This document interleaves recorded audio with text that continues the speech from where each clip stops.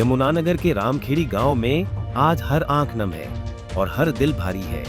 24 दिन के लंबे और दर्दनाक इंतजार के बाद इटली से गगनप्रीत का शव तिरंगे के साए में नहीं बल्कि एक भारी खामोशी के साथ घर पहुंचा है। 4 फरवरी को इटली की धरती पर दम तोड़ने वाले इस नौजवान का कसूर सिर्फ इतना था कि वह 18 साल से बिस्तर पर पड़े अपने बीमार पिता का इलाज करवाना चाहता था, लेकिन जिस एजेंट के भरोसे उसने सुनहरे भविष्य का सपना देखा, उसी पर अब प्रताड़ना और मौत के गंभीर आरोप लग रहे हैं। 2 भाई बहनों में सबसे छोटा गगनप्रीत घर का इकलौता सहारा था।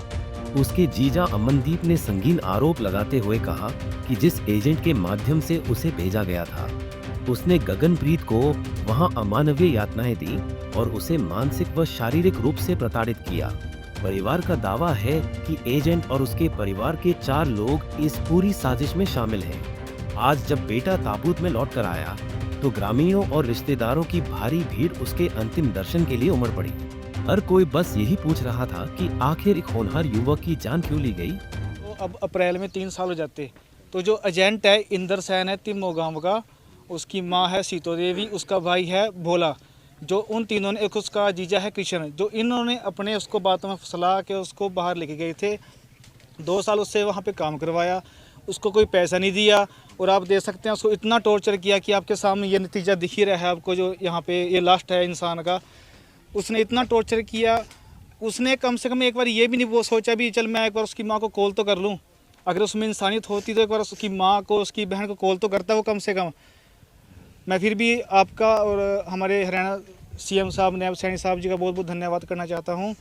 उनकी वजह से या और आपकी वजह से डेड बॉडी आज हमारे बीच में जो उसकी अंतिम क्रिया है यहाँ पे पहुँच गए हैं। कितने दिन बाद पहुंची? ये सर 24 दिन बाद हमारे पास पहुँची है यहाँ से।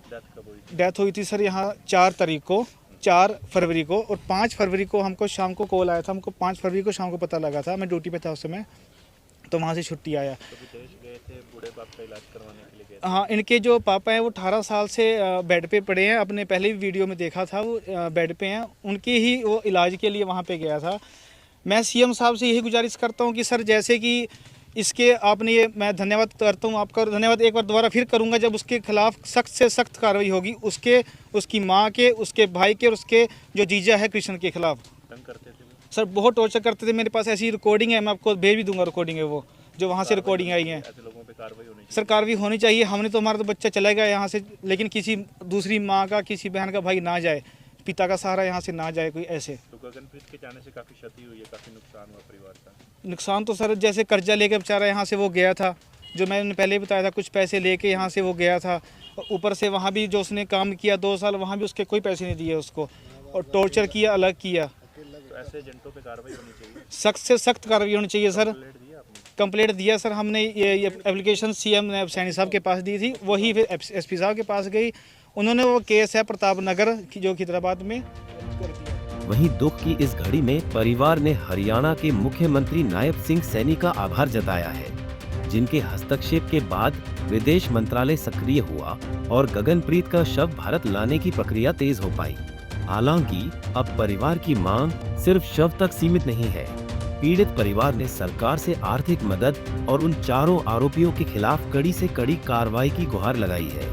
फिलहाल पुलिस ने शिकायत के आधार पर मामले की जांच शुरू कर दी है, लेकिन सवाल वही खड़ा है, आखिर कब तक हरियाणा के युवा इन ठग एजेंटों के मकड़जाल में फंसकर अपनी जान गंवाते रहेंगे, या बिस्तर पर पड़े उस लाचार पिता को अपने बेटे की मौत का इंसाफ मिल पाएगा?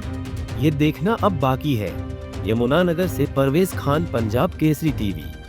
हमसे जुड़े रहने के लिए हमारे YouTube चैनल को सब्सक्राइब करें और नई वीडियो की नोटिफिकेशन के लिए बेल आइकॉन को दबाएं। अगर आप ये वीडियो Facebook पर देख रहे हैं तो लाइक जरूर करें और ज्यादा से ज्यादा शेयर करें। धन्यवाद।